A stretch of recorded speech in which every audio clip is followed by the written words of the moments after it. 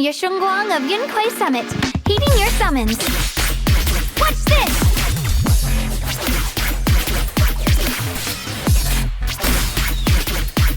With this sword, I cleave land and sea.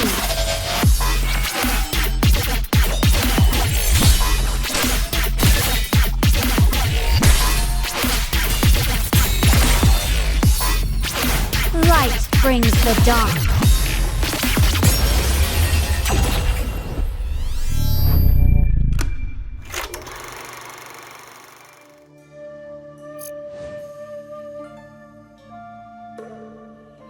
叶圣光，我们在云魁山的小师姐，大家面前的她往往是乐观阳光、值得信赖的，也许有一些刚为师姐的青涩，但她的笑容总是那么让人安心。鲜有人知的是，作为清明剑的剑主，小光一直在默默忍受它带来的副作用，无人知晓，也不想要他人知晓。意识到自己已经开始失忆，而失忆是清明剑反噬作用的前兆后，小光选择踏上了独自承受巨大的恐惧和孤独这条路，写日记、背诵、强颜欢笑，用超乎常人的意志力维持日常表象。这一切只是为了在逐渐凋零前，不再看到有人向他投来失望或者心痛的眼神。为了守护他珍视的大家，他愿意以自身的痛苦为代价拔剑，就像他的名字叶圣光一样。作为绝训第一位限定领刃属性强攻角色，我们想给他非常高量级的表现，希望能表现小光帅气的拔剑，同时给大家带来爽快的战斗体验。再加上当时看到小光有2套原画设定，对应着性格截然相反的阴阳两面。白发小光是和棕发小光性格截然不同的存在，他其实算是小光平时压抑的一面的化身。这正好给了我们灵感，可以做成2个形态。我们便决定在战斗中时装小光的2个形态的表现，2个形态下，它会拥有不一样的招式表现。在此基础上，我们可以对它进行更有趣和具有深度的动作设计。仅仅形态上的变化，我们觉得还是不够。强攻角色我们也出了不少了，这次我们希望能够在机制上有所变化，给大家耳目一新的感觉，不再仅仅是围绕着怪物打进失衡、打输出这套体系来进行小光的设计。当小光拔出清明剑进入明星镜形态时，敌人会被施加一个和失衡异常倍率相同的倍率。简单来说，就是用小光进行输出时，不再需要考虑把它的输出窗口和怪物的失衡轴对上，最大化自己的输出，方便大家更专注在战斗操作上。从设定层面上来说，也符合小光使用清明剑便能发挥出巨大力量的设定。当然，角色机制上的换新不代表着整体操作深度的下降。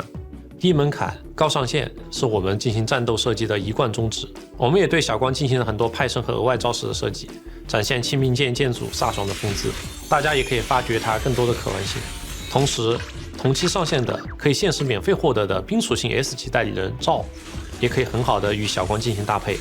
它有一个我们特别设计的机制，登场技能开启以太为幕，并为全队叠加攻击力 buff。另外，传统配对里的击破、支援等类型角色，也可以和叶圣光进行很好的搭配，像是击破角色的失衡倍率，一样可以在小光的明星镜形态内生效，作用在怪物身上，在角色适用范围方面不用担心。因为小光是云魁山弟子，又操制了清明剑，我就在想，如果能把它表现得更鲜一点，更英姿飒爽一点，那剑主这个形象会让人印象非常深刻。当我看到他的设定图的时候，更加坚定了这个想法，所以当时我们也是和大家商量了一下，能不能在表现上把剑这个特点放大展现。我觉得挺好。一拍即合。你看，这样就愉快的决定了。不过我们很快就遇到了第一个问题，那就是从特效层面怎么去表现小光的2个状态，体现那种强大剑气的感觉。如果按我们以往的模式，对于偏物理的角色，我们会更多的使用红色去代表那种金属碰撞、摩擦的激烈的感觉。这也正是我们在小光进行攻击时会使用一些红色的原因。刀光剑影，剑气纵横，红色再适合不过了。不过，当它进入另一形态，开始使用亲民键时，我们就觉得红色有点不太够，因为亲民键的力量在设定上远超寻常事件巨大力量，应该有一种更纯粹的颜色，用作此时特效的主基调，来代表这个时候的小光。这个时候，我们就想到了它的名字的含义。即使只是瞬间的光芒，也要将黑夜给点亮。没错，点亮黑夜的光，既然是光，白色再合适不过了。简单又明亮，是所有颜色的混合，在不同人眼里，它既可以是哀伤，也可以是阳光。更重要的是，从我们制作的角度，它也很符合我们想要剑气的感觉。我们很快的确定了下来，白色这个基调也沿用到基本小光所有的特效中，包括默认形态。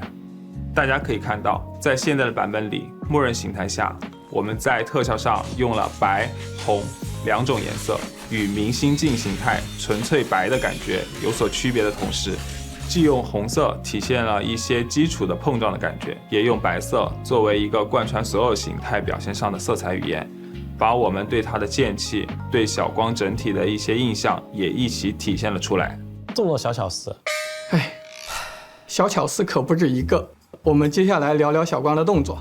我们做代理人的动作设计，肯定不是凭空进行臆想。既然是用剑，我便想到了一些非常有特色的武术中的动作，比如剑花，就可以很好的把那种有术法造诣的感觉带出来。正好我也有一点小小的基础。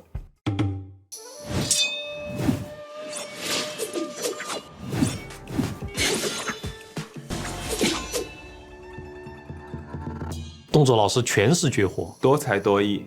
很多玩家知道我们是手 K 仙人，不过他们可能不知道的是，我们对代理人进行动作设计的过程中，会找一些参考，包括自己录一些视频，来对照着把代理人的形和神都调教好，让他在符合真实世界物理逻辑的基础上，可以表现出角色独一无二的个性。舞剑这个就是个很好的例子。不过要表现出亲民剑主的感觉，我觉得还少了点什么。尤其是当他进入明心镜形态后，这时候的小光是那种认真时可以给人非常强压迫感的强者，普通的一些招式便不大能很好的表现出这种感觉。所以我后来时常琢磨，想到既然是剑和术法有关，那我们是不是还可以做一些类似御剑飞行的表现？在这个状态下的小光，白发飘飘，以剑独立，再配上他那冷峻的表情，想想就绝了。另外，因为在设定上，小光虽然背负着沉重的命运，但归根到底还是一位少女，所以我们也试着在一些动作里去体现了一些她平常隐藏起来的小俏皮和可爱，更全面的去展示小光的魅力。在空洞探索或者战斗中，小光进入逍遥云踪状态，便会转身坐上剑匣进行移动，摆起小腿。包括在战斗中，剑匣也是他经常用来蓄力或者卸力的道具。那这肯定不属于云盔山教授的内容，是吧？在这些动作模组之外，我们也为小光的一些招式做了定制镜头。每个镜头我们都比正常的招式花费了更多的时间去设计、调整、验收。举个例子，终结技小光便有2个。为了去展现小光使用亲民剑时独一无二的魅力，每个镜头我们都花了很多时间，去给小光执掌亲民剑时的威压进行进一步加码。进入明心镜形态时，小光会召唤剑阵从天而降，对敌人进行毫不留情的惩罚。而当明心镜形态进入尾声时，小光会以亲民剑划开天幕，此剑所向，山海无阻，荡尽诛邪，大概就是这种感觉吧。就是这个感觉。这里我又有一些特效方面的故事可以讲。大家能看到小光的大招里有一个兼具帅气和压迫感的万剑归宗召唤剑阵的画面。为了把效果表现好，这里剑阵里的剑的数量我们排了上千把。不过这么多的剑，按我们以往的方法都用模型来表现的话，在移动端设备运行会有很大的压力。在快节奏的战斗中稍有卡顿便非常影响体验。但是我们又觉得这个动画是比较亮眼的，如果简单的减少剑的数量的话，会非常的可惜，也没有办法表现我们想要万剑归宗的效果。最终在多轮讨论测试之后，我们有了个方法，那就是剑的表现可以用特效来做，不用模型。包括小光站着的剑，跟在他身后的剑，突击支援时身前用来格挡的剑，其实都是特效制作的，这样性能压力会大大缓解。还有一个地方也有我们特效键，大家可能不一定注意得到，屏幕前的各位也可以来猜一下。答案是第二个终结记忆的画面里，小光站着的这座山上，这里山上的剑便是我们一把一把插上去的，花了好些时间。没想到吧，我们特效老师也是手贴仙人。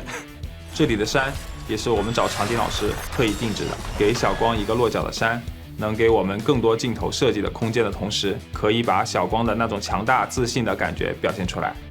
正好我们又有能用的剑，试着插了几把在山上，感觉插着剑的山更帅了，能更明显衬托小光的那种高傲强大的气质，所以就继续插了，直到山上遍布了剑，